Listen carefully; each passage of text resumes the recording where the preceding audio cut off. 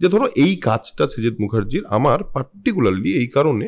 মনে হয়েছে এই জিনিসগুলো ভালো লাগেনি, that is fine, that is welcome, not only fine, right. আমায় অনেক সময় অনেকে মানে এরকম আর্টিকেলও হয়েছে যে আর্টিকেল পড়ার পর আমি তাকে আলাদা করে ইনবক্সে যোগাযোগ করেছি যে আপনি একটু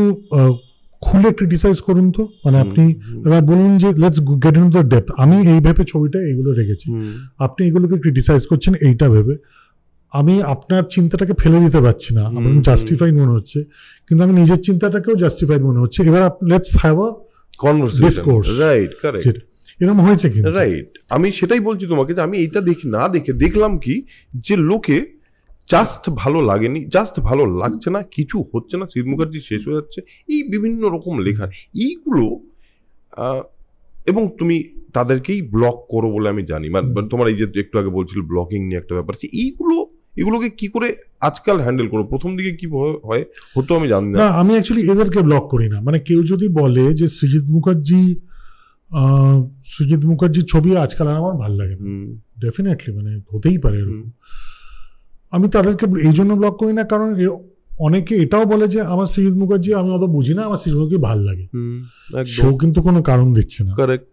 সেও অ্যানালাইজ করছে না যে কেন আমার সৃজিত মুখার্জি ভালো লাগে, একদম। সো একইভাবে কেউ যদি অ্যানালাইজ না করে যে আমার সৃজিত মুখার্জি ভালো লাগে না, তাতেও আমার কোনো অসুবিধা, আমার দুটোর কোনোটাতেই অসুবিধা, আমার অসুবিধা যে তুমি যেটাকে যখন বলছো কিভাবে বলছো, হ্যাঁ, মানে সেই বলার মধ্যে তোমার ব্যক্তিগত ভালো লাগা না লাগা আছে, না ছোট করা আছে মানুষকে, বা অপমান করা আছে, বা অনেক কিছু অ্যাজিউম করা আছে, যেইটা আমার খুব ইরিটেটিং লাগে, যে আপনি এইভাবে আপনি কেন আগের বছর 3টে ছবি করলেন, যদি একটা করতেন তাহলে আপনি ছবিটা ভালো বানাতে পারতেন।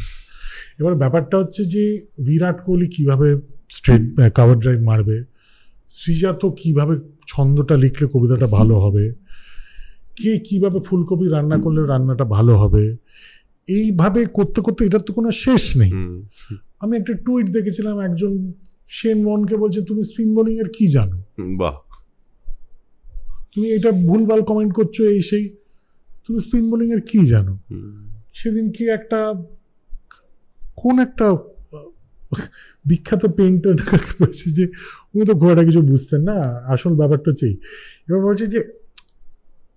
ইন্টারনেট কানেকশন সস্তা হয়ে যেটা হয়েছে, যে এটার কোনো শেষ নেই, মানে